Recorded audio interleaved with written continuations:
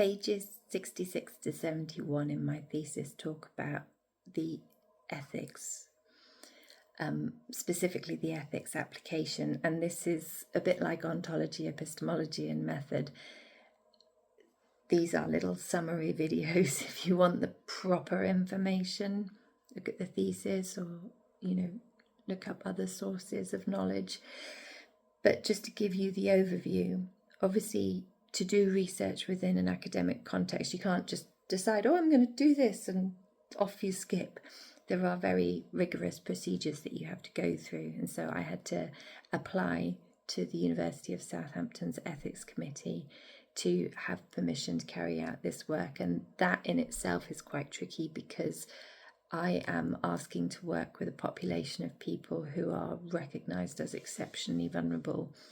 And so it's not clearance that people will give lightly. The ethics committees, more than one person, lots of people take into consideration what you've put in your ethics application, and I put in a very detailed application and was granted permission. So my ergo number is 73404. That's the number that says, yeah, we, the ethics committee, have checked out what Joe plans to do, and we think it is ethical.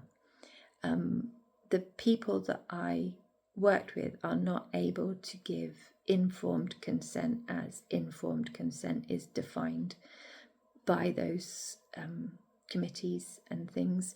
So it was necessary for me to get informed consent from their parents or guardians. And I also got consent from the school that I was working with them within, from the staff that supported them. So multiple responsible adults were asked, and to get that, I have to give them detailed information about what I plan to do, and they give their acceptance or denial. Not everybody that I asked to work with gave consent. Not everybody's responsible adult gave consent for them to take part, and some of the reasons actually why people said no were really interesting. I remember one person telling me about an experience that they'd had to have in order to get a wheelchair for their young person, that they felt that they'd been made to parade this person, the pity parade, in order to get them a resource that they needed.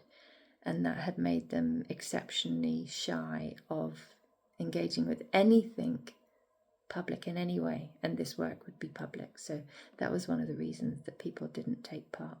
But in the main, the majority of people that I asked, I got consent for them to work, and that consent fulfills the requirement of the ethics committee.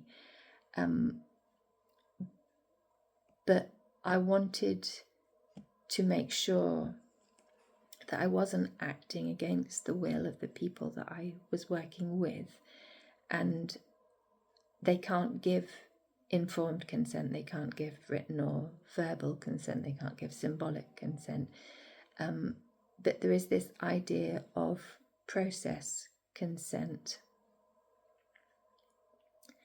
where researchers constantly update participants with information about the research. So process consent tends to be used with research participants who wouldn't be able to understand the whole of a study, but could understand it in little bits. And so you're sort of saying, is it okay to do this? And are you happy to do this next? And that idea of ongoing consent is more in line with where people with profound disabilities are at.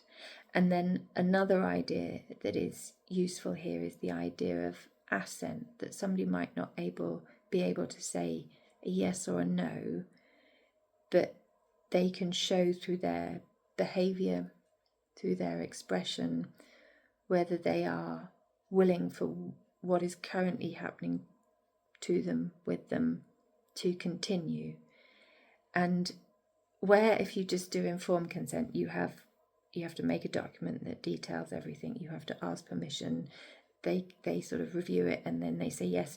You can kind of check it off your list because that person has said that they're happy to do this. But with a process consent or a process assent, it's constant. And process consent, it might be that at each stage of the research you're asking people, are you happy to take part in a questionnaire? Are you happy to take part in the next bit and the next bit and the next bit? But with assent, it's not even in chunks like that. It is literally all the time.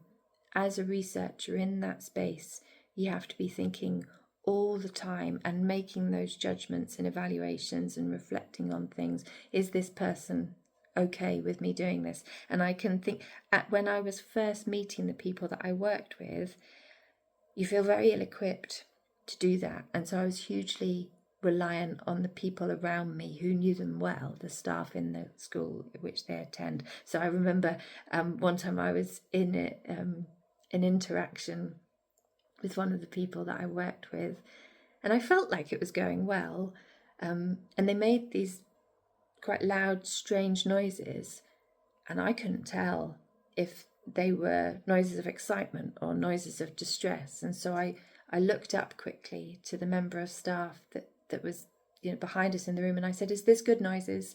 And she looked at me and smiled and went, "Yeah, good noises." And it wasn't just me who had that constant awareness, because the staff in that room are responsible for those young people all the time. And it's a much bigger responsibility than just, I am responsible for these children. I think there's something about the nature of working with people with profound and multiple learning disabilities, profound intellectual and multiple disabilities, that demands that you feel. And the responsibility in that room isn't I am responsible for somebody else's child, although they very much are. It is I personally deeply care about this young person. And so they're all kind of constantly watching me to check that what I'm doing is okay, and that the person, and it's really lovely when you kind of look up and you can see them smiling at the interaction that you're having, because then you're getting approval, like somebody's liking what you're doing, and it's lovely, but it's constant. And to fulfill the very rigorous requirements of the ethics, I didn't need to do that, because the understanding within those committees is that these people cannot consent. And so I was really trying to go above and beyond to respect the autonomy of the people that I was working with. And there were people who I began working with and I couldn't tell if they wanted to work with me or not. I honestly couldn't tell. And so you don't meet those people in my research, because I stopped working with them because I couldn't get a read. And it may be that they did want, and I've been too cautious. But with the 4 girls that I worked with, there was very clear communication, albeit not standardized forms of communication, that they were happy and enjoying the process of working together. And I mentioned in the last video that my epistemology and my method are predicated on being with people, on doing together, on taking part in things, on a joint endeavour. And that enjoyment of what we were doing was definitely shared. I absolutely loved spending time with them and being with them, and it is definitely the thing I miss most now that my studies have ended.